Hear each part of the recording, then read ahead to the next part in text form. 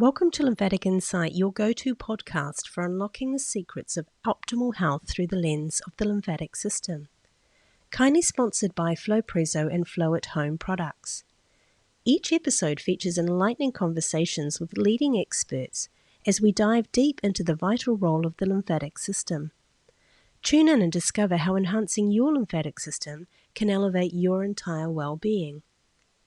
Today I have the pleasure of speaking with Dr. Katie Deming. Dr. Katie is known as the Conscious Oncologist and is a former radiation oncologist and healthcare leader, inventor, and TEDx speaker who is transcending the boundaries of conventional and integrative medicine to create a new paradigm of cancer prevention, treatment, and post-treatment healing. Her methods center on helping those with cancer detoxify and nourish their full physical, mental, emotional, and spiritual selves so that they can activate their body's innate ability to heal. Well, hello everyone. Welcome back to Lymphatic Insights podcast.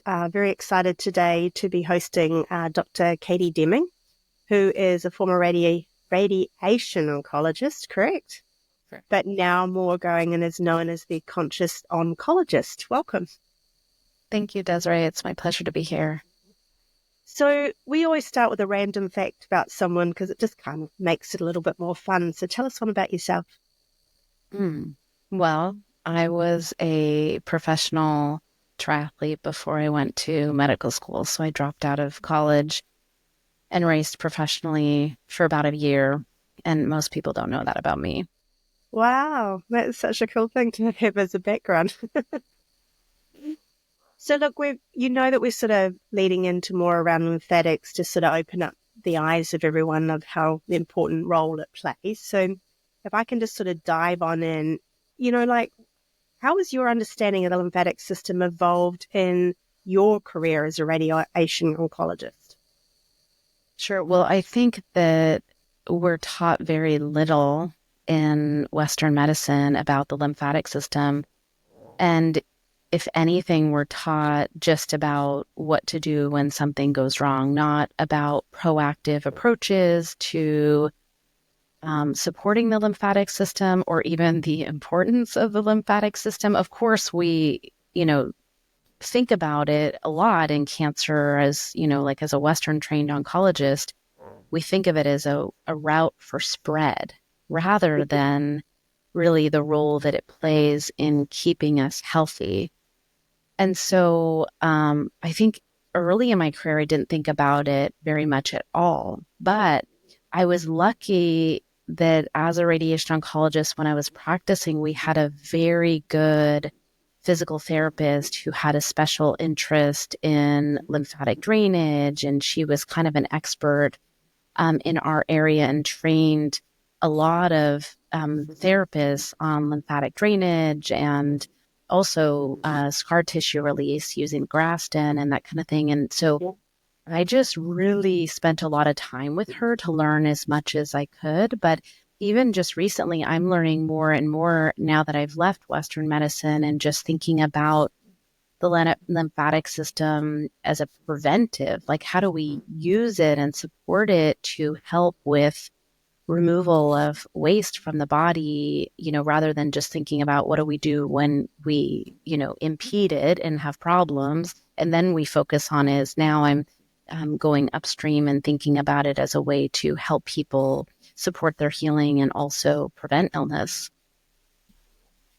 Thank you. It's lovely to hear that is the focus of many. Well, it's becoming many now, which is really cool. Because as a conscious oncologist, just tell us a little bit about what that is, just so our listeners can understand. Sure. So I left Western medicine in 2022 after I had a near-death-like experience that basically showed me what we were doing in Western medicine was not the way that the body heals. And so I started this practice and, I think the closest thing that you could call it is an integrative approach. So I really take an integrative approach to healing cancer. The reason why I call it conscious oncology is because it puts consciousness at the center of healing and it focuses on all of the areas of healing, physical, emotional, mental, and spiritual. But really, I believe that our bodies are designed to heal. That's the name of my podcast, is Born to Heal. I really think that we are born to heal, and that there are things that are impeding our body's ability to do it in the modern lifestyle. And so my job is to help identify what are those things that are blocking the healing in the body, and then also looking at how do we make sure we're getting the proper nourishment that our bodies are designed to receive that most of us are not getting in living in the modern world, where we're disconnected from nature, we're disconnected from the ways that we are meant to eat and the way that we're meant to move. And so it's really helping people get the body back in balance. And the method that I use, conscious healing method, really has 4 steps. So the first step is to calm the nervous system, to help bring people down, especially when you're dealing with cancer. People are in this fight or flight and really feel scared, and we don't heal when our bodies are in a sympathetic response. So the first thing that I do with people is to calm their nervous system, get them into more of a state of peace. And then we work on detoxification of the body, detoxification of emotional trauma, detoxification of, thoughts that are toxic, and then work on nourishing the body. So nourishing us on all levels, physically, emotionally, mentally. And then the 4th step is alignment, and really looking at alignment in all areas. Are we aligned in our work? Are we aligned in relationships? And above all, are we aligned with who we are authentically? Because many of us have been conditioned into becoming someone other than who we are authentically by our family or our schooling or government or whatever. And so that last piece is bringing people into alignment. And when you do this, the healing happens naturally. So healing is our divine, birthright. And I'm just helping people get clear so that that process can happen. It's amazing. So you talked about blockages, that you talked about some of the things that are going on environmentally, and that, in your career, what would you say maybe the top 5 that always seem to be on the list when someone's got cancer?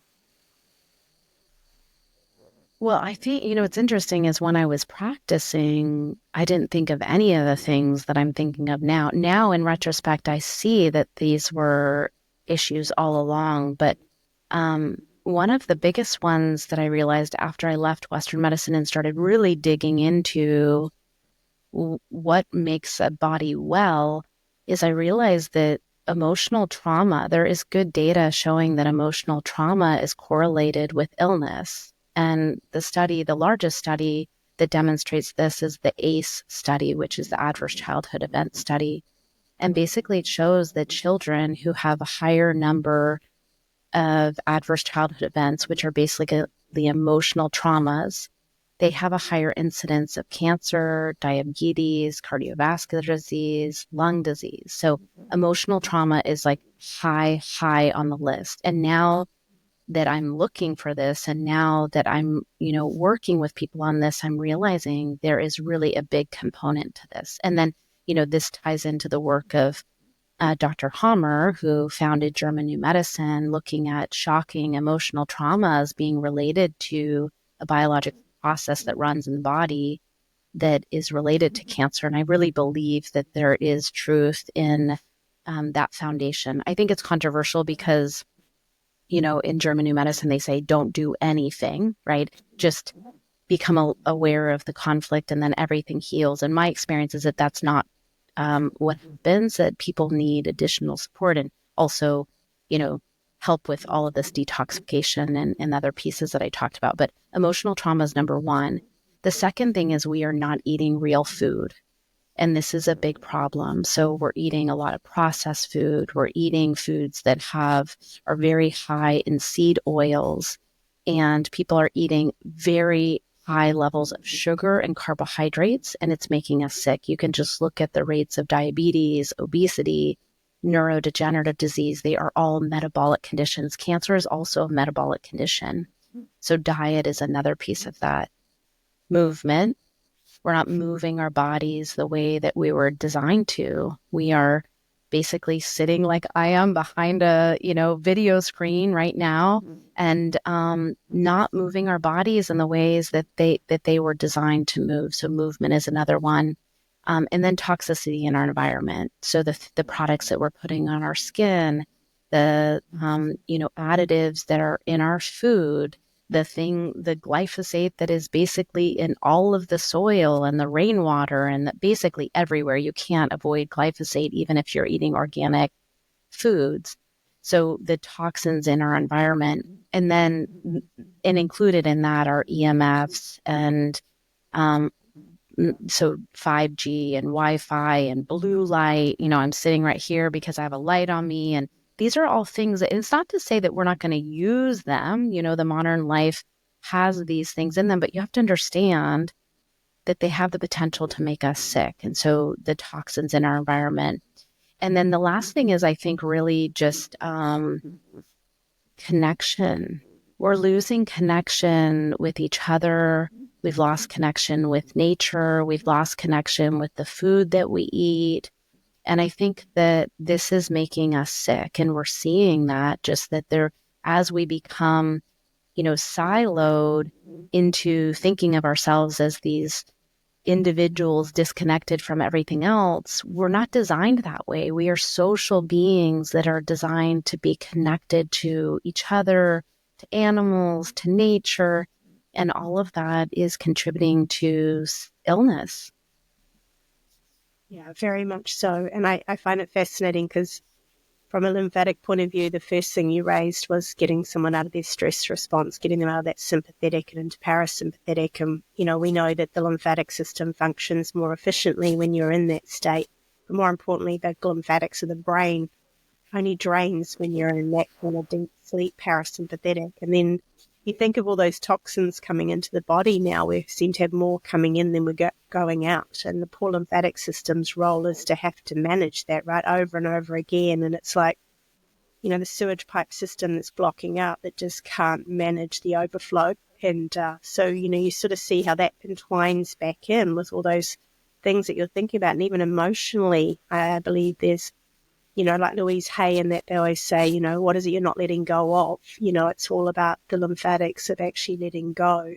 So in your field now, like, you've said over in your career that the lymphatic system wasn't so much the focus, but it now within the field that you're in and these considerations of all this toxicity and that, like, do you feel that this could be playing a pivotal role in recovery? Because it's not only we talk about, for example, breast cancer and lymph nodes have been removed, etc. Like, where do you see it sitting now? Like, do you see change coming in maybe the medical world as well about where the lymphatic system will be seen? It's no longer the poor cousin to the circulatory system.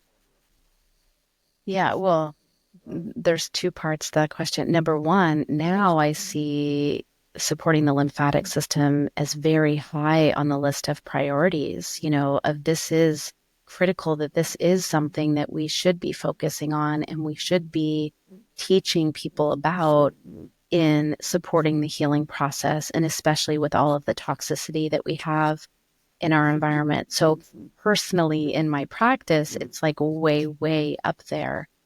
But just to be honest, so in addition to being a radiation oncologist, I was also a healthcare leader. So I ran end-to-end cancer care for one of the largest healthcare organizations in the United States. And so I believed in the system. Like, I really thought we were doing good work, and that,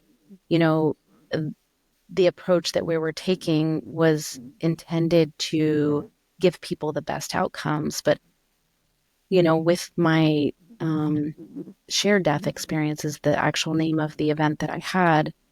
After that, I saw the system is built on incentives that are not really designed to get us well.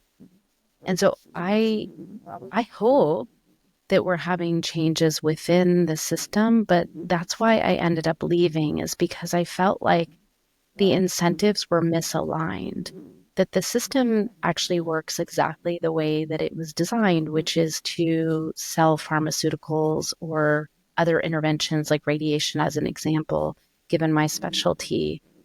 And that helping to support the lymphatic system as a like preventive just doesn't fit into that system, because if we all had really highly functional lymphatic systems, then maybe people wouldn't be getting sick. And now I've just become like more awake to the idea that maybe the system is never going to adopt those things, and that I've just kind of become okay with that, and I'm not trying to change the system. But I will say that I am seeing more doctors wake up and more doctors become attracted to these, ways of supporting the lymphatic system, and realizing, how can we be proactive? How can we use, for example, like Flowpresso in preparation for surgery and that kind of thing?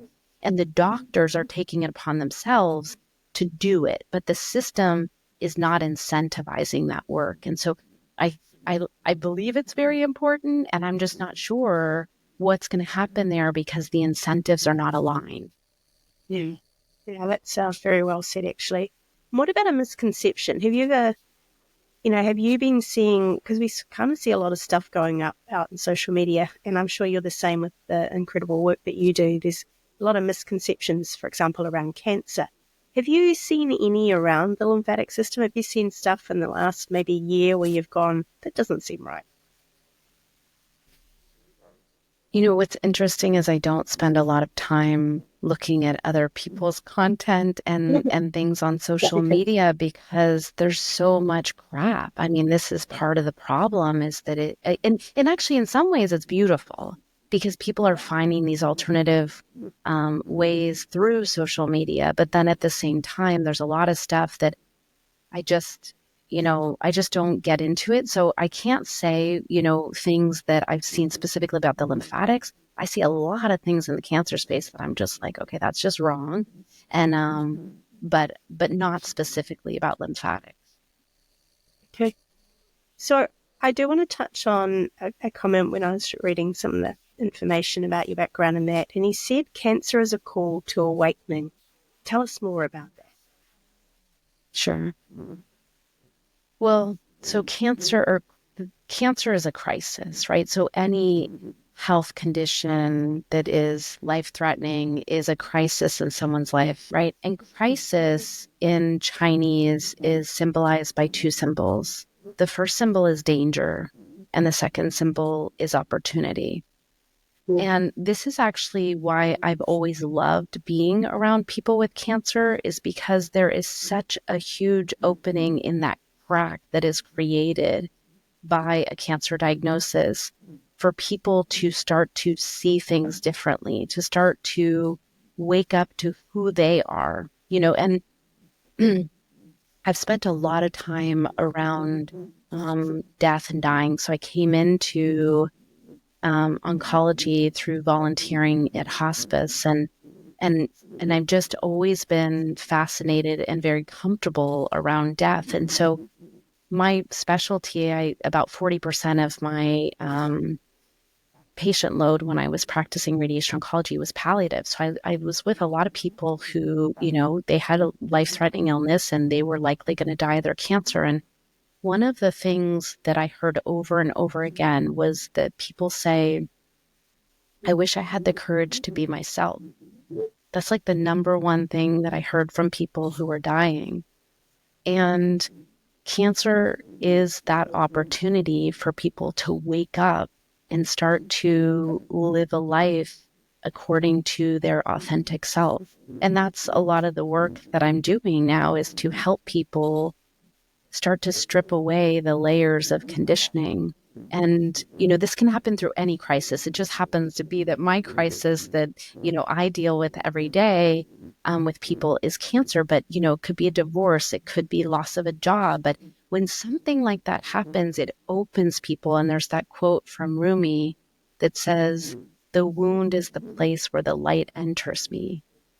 And I love being close to that light, where the light is entering and people are starting to realize like, okay, I'm not going to live forever. Maybe this is not the life-threatening event, but it starts to awaken them to that, and they start to see things differently, and they can start to shift their life to put things in alignment with who they are authentically. And I think this is, even if someone's cancer is not cured, to become aligned and to start to heal those wounds, to become more connected with your authentic self, is really beautiful healing that can happen even if someone doesn't cure their cancer.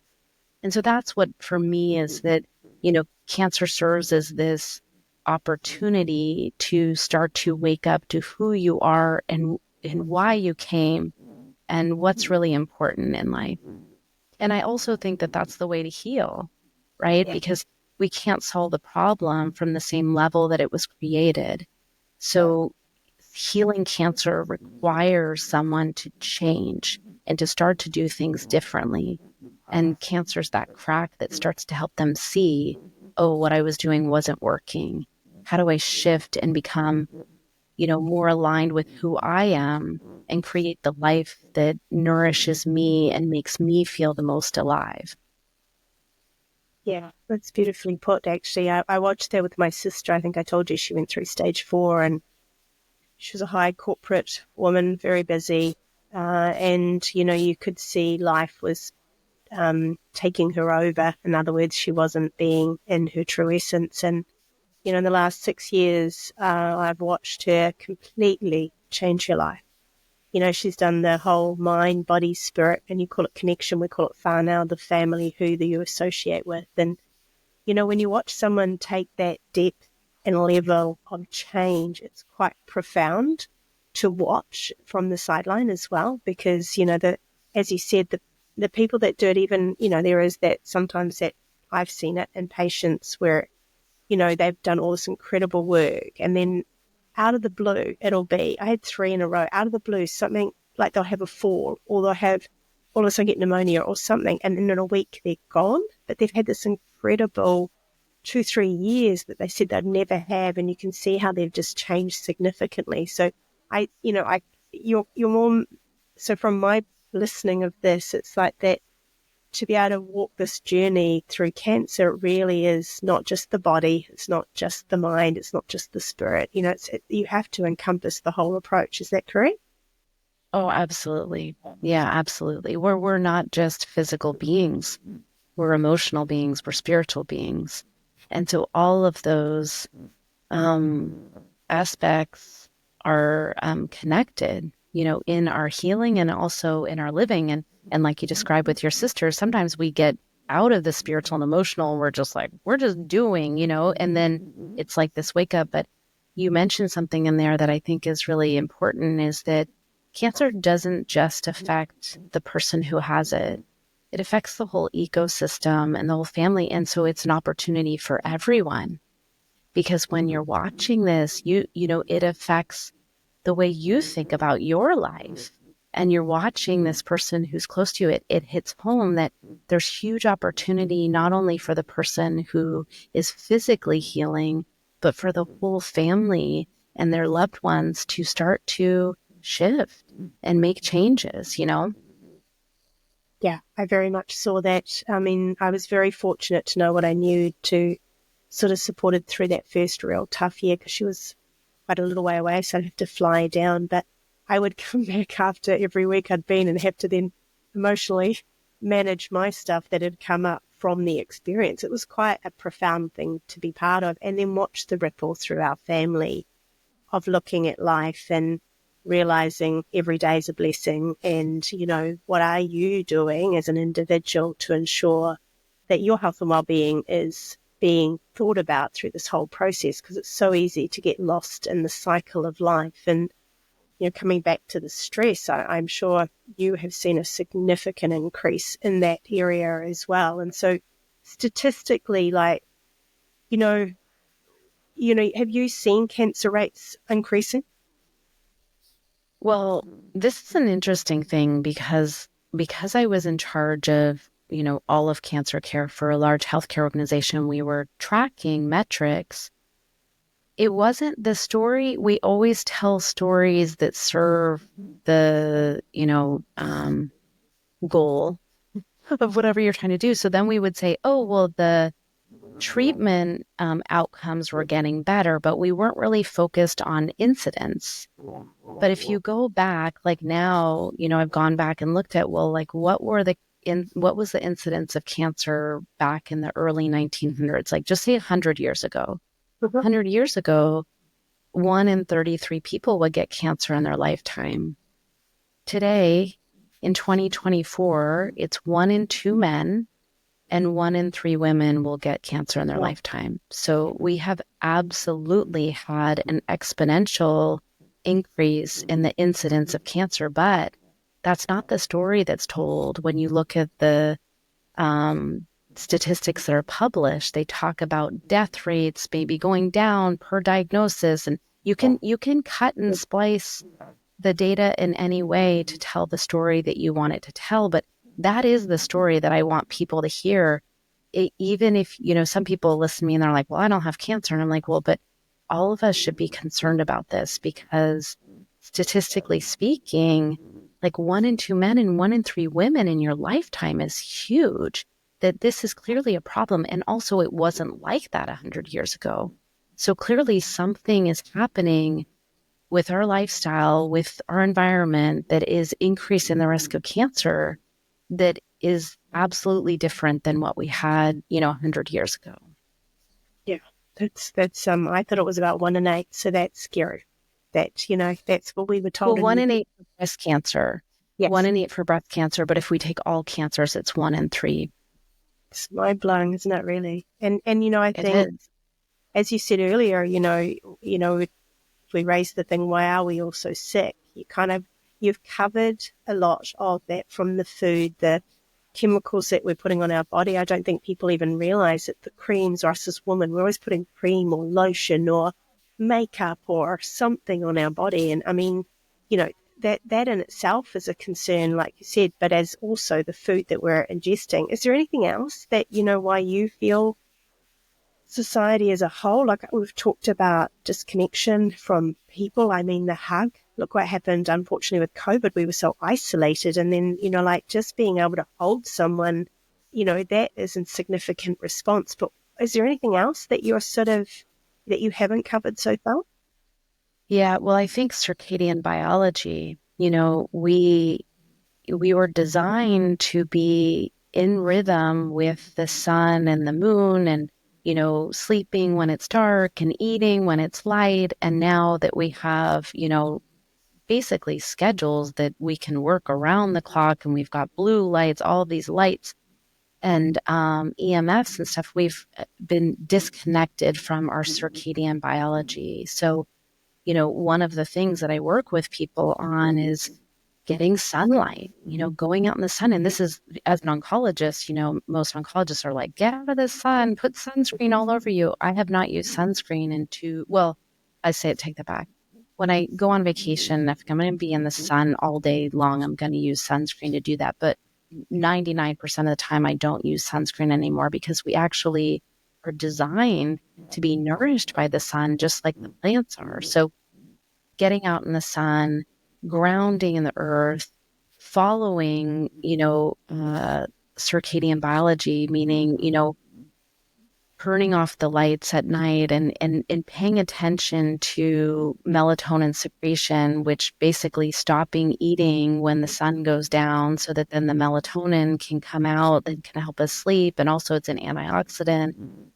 And just, I think it's starting, the way that I think about it is that it gets overwhelming. When I first started to realize all of this, when I left Western medicine, I took about a year off and worked on just myself because I realized before I could help other people heal, I needed to really focus on my own healing, just getting myself centered and living the lifestyle that I was recommending. And so what I do, instead of getting overwhelmed with all of the things, I think about, what did we used to do? Like, how did we used to live? Well, we used to, be connected to the earth, right? We slept on the earth. We walked on the earth without shoes. So taking off your shoes and grounding, on the earth, getting into the sunlight, following more of the, daylight cycles and not staying up late at night and eating foods late at night. I just kind of just think back to like, how did we used to do things? And that anchors me back into, okay, these are things that our bodies were designed to receive in terms of nourishment. And so I think that's something that people want to talk about. And the other thing is sunglasses and sunscreen both are problematic. Mm-hmm. Number one, the sunscreen, because we need the vitamin D, right? So we need to be receiving the vitamin D, and there's toxins, a lot of toxins in the sunscreen. So there's that piece. But then the sunglasses, that what people don't realize is that our eyes are designed to register sunlight. And when they register sunlight, they send a signal to the skin to secrete melanin, which protects us. And when we wear sunglasses, we don't get that signal to our body. So then we don't create the melanin, and then we burn. And so, but if you look and you think, okay, if we were doing such a good job with the sunscreen and, wearing sunglasses to protect our eyes, why is skin cancer increasing exponentially as well? So, and those are just two things that I bring up because they're very counter to what people think. They think they're doing a good job by wearing sunglasses and sunscreen. But the truth is that these are modern inventions, and skin cancer has only increased with the use of.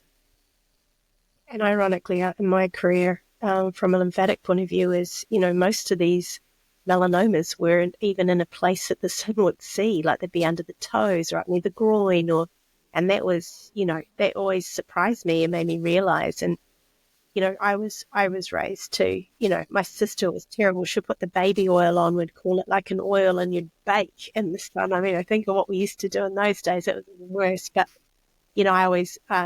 I always loved being out in the sun. It's my thing that I do on the weekend, is get in the garden and, in the first part of the morning when you can be out there all day, until about midday, and then you kind of start feeling like you're going to get roasted. But just coming to the vitamin D, there is some really good research, isn't there, around vitamin D and immune response and cancer, etc. Is that correct? Yes, absolutely. So vitamin D is very important. It's correlated, having low vitamin D levels is correlated with cancer. And then also with some of the more aggressive cancers, like in Black women with the triple negative cancers, those tend to be correlated with low vitamin D levels. So absolutely. And the thing is that we have to be careful too, right? So, you live in New Zealand, but like in Australia and stuff, it's you don't want to be out in direct sunlight because there's issues in terms of the intensity of the sun. So I'm not saying to like go out and just like be in the sun baking. There's actually an app called D-Minder that you can just put on your phone, and you put in your location, basically calculates how can you safely go out in the sun. It tells you how long to spend in the sun to get adequate vitamin D levels so that you can build your stores during the months where there's sun. And then it'll basically, help you through the winter. But, doing something like that, but then also supplementing with vitamin D3, K2 is another way to supplement the vitamin D levels. Yeah, we have the same problem in New Zealand. We can get burnt quite quickly, so that's why you have to be mindful of that. I mean, at the end of the day, yeah.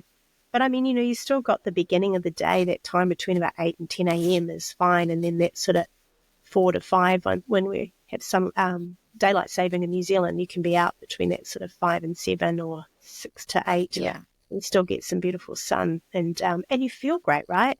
I mean, who doesn't enjoy being out and coming? And especially if you've said, like, we've got our bare feet on the ground, we're walking the earth. I mean, the frequency that the earth gives us, I mean, science has proven it's not some, what we call in New Zealand, woo-woo.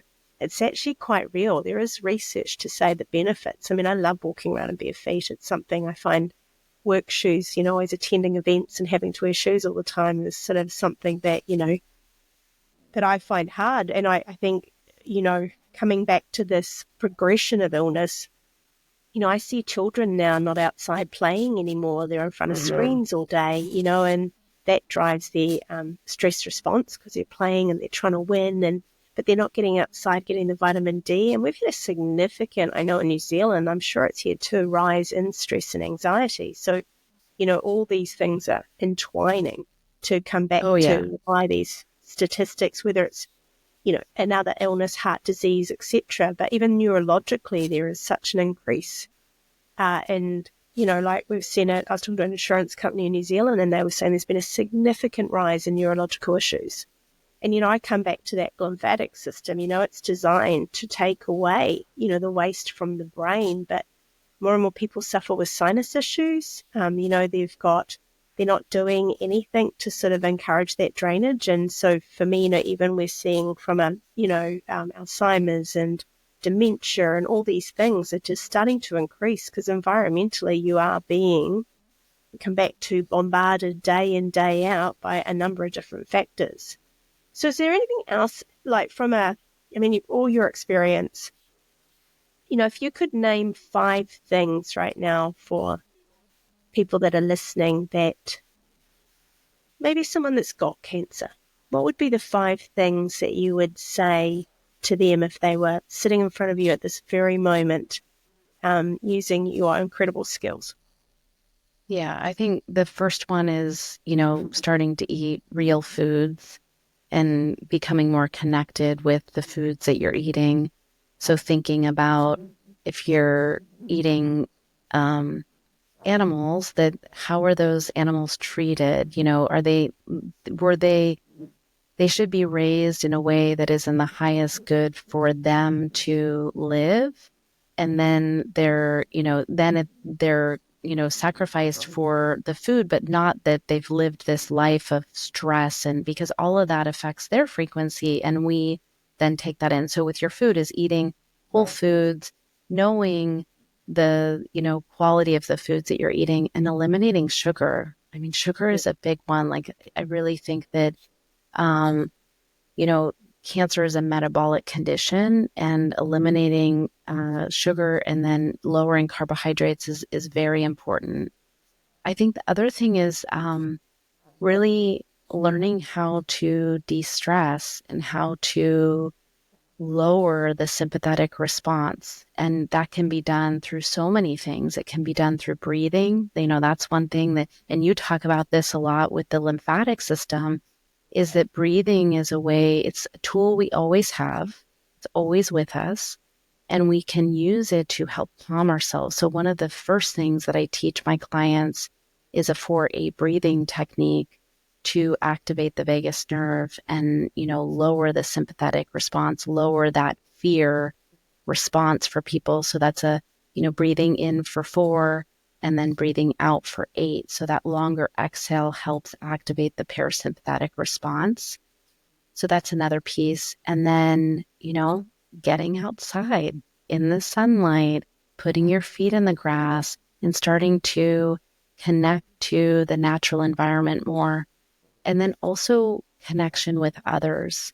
And you talked about that, like with COVID, after that, we really started to isolate and separate ourselves. But one of the things about not only the sun is our strongest source of infrared, but other humans and animals are a very powerful source of infrared. And we are water. So our bodies are 99.9% water by molecule.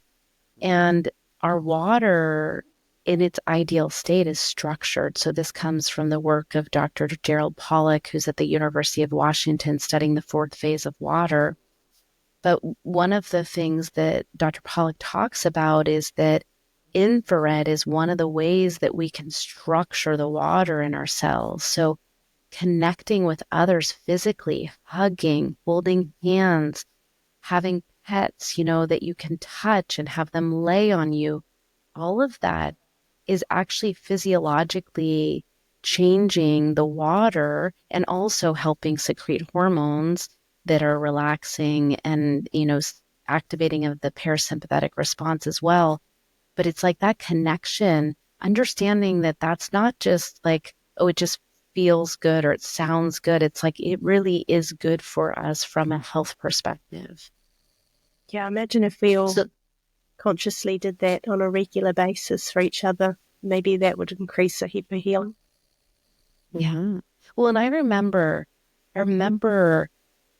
during COVID, so as a radiation oncologist, people didn't stop having cancer. So we never went home. All the other doctors and stuff went home and they were working virtually and all of this. And we were still in the clinic. And I remember I very much have always been someone who would physically touch my patients. I just feel like there's something very healing about that.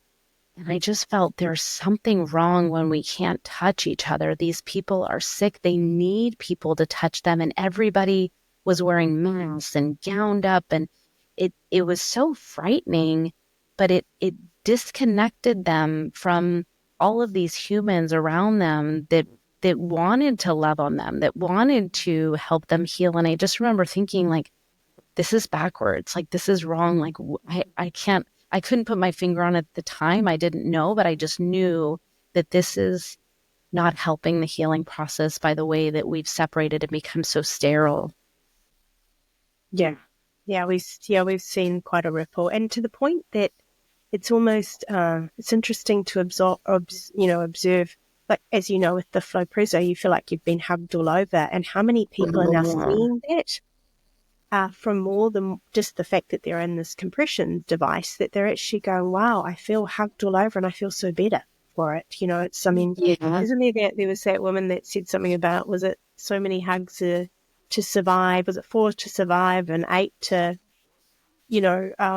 sort of neutralize, sort of that stress response, and it was something like 12 to heal or something. It was something like that. I remember it was such a cool way of putting it, but I do think we've underestimated touch and connection, because everything, as you said, is energetic, and we do need that to raise our vibration, is bringing people. I know that for my sister, for example, we only allowed the people around her that wanted to raise her vibration. We didn't have her exposed. We had some people that would send these great memes or these little quotes every day just to lift her up, because, and that when you're going through that stress, it can be significant, and having nothing but positive coming her way was, I think, one of the most significant things I saw, was watching that, observing the impact of that. And then she had these big boards with, everything up on, like a, focus board, for example. And man, it made a difference to have people just sending her stuff, and only positive stuff, over and over again, because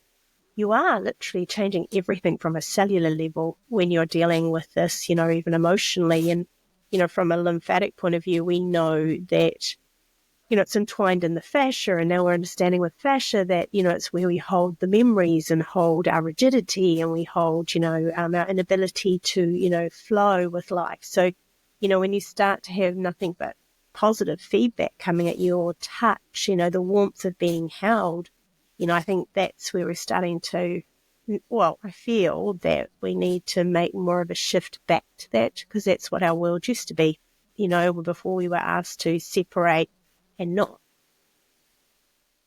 So, when I talk with my clients about this idea, I think about it as them being a little garden. So when you're healing, you're like a new seed that's been put in the ground, which is fragile.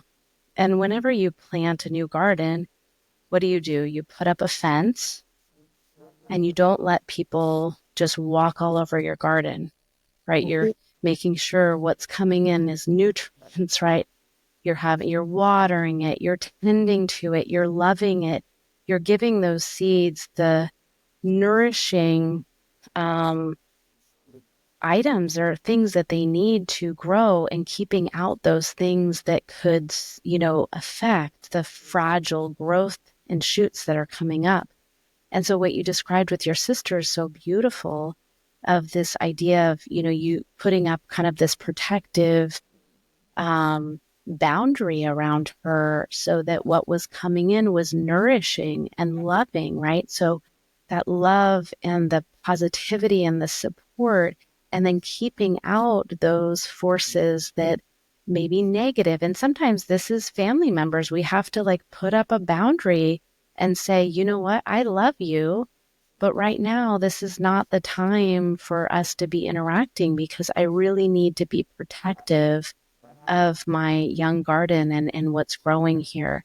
So I love that with your sister describing how, everyone circled around her and was just pouring into her, with love and positivity to help her, heal through that phase. So I just think that's beautiful. Yeah, thank you. But that's actually a beautiful analogy, the garden, and I love gardens. So, like that's even, I love that, the way you've done it. So I just Yeah. wanted Well, to, no, go ahead.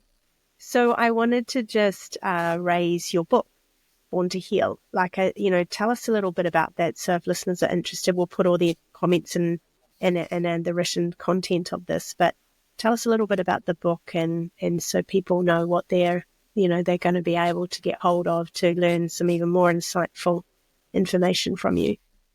Sure. So it's a podcast. My podcast is called Born to Heal. I don't have a book yet. Oh, don't you? I thought you had a book. I'm so sorry, but let's go to the book. No, that's okay. Yeah, no, there's a book coming, but it's not out yet. So I have Seeing it in the podcasts. future. It's already done. So yeah. No, so my podcast is called Born to Heal. And initially I started the podcast before I left Western medicine. And so the first two seasons are really short snippets, like 15-minute episodes to help people if they're going through active treatment to calm their nervous system and give them little tips to make it easier. But starting in the third season, which is February of 2024, I start sharing my story of leaving Western medicine, like what I was seeing, why I chose to leave. And then every week I bring on guests to teach me and my audience the things that I wish I had been taught in medical school, the things that I really feel like we need to know about healing that are not being taught. And so, every week it's kind of different. And that's how we got to know each other, as you came on my podcast to share about the lymphatic system. So yeah, if people want to find that, it's on, anywhere that you find podcasts. It's called Born to Heal with Dr. Katie Deming. Thank you. Well, I'm sure everyone after this podcast will want to learn some, especially those that are working, like supporting cancer patients or, their partners or also going through it. I think it will be incredibly valuable to have such a beautiful open mind to how you can consider healing when you're dealing with this kind of condition, let's say, or dis-ease, I think is a better way to put it. Well, I really want to thank. So carry on. Well, and so one thing I want to say about that for people who are supporting someone with cancer is that I have a TEDx talk called How to Talk to Someone with Cancer. And it brings up the importance of language and in healing and stuff. So that's also a resource that's available for people. Wow, that's amazing. And I'm sure many will grab that, and it'd be great to be able to refer many of people I know that are challenged at the moment to it too, because I do think it's something we underestimate as the carer and how much we need to support them as well through the journey, because it doesn't just affect the one person, as you know. So, no, that's incredible.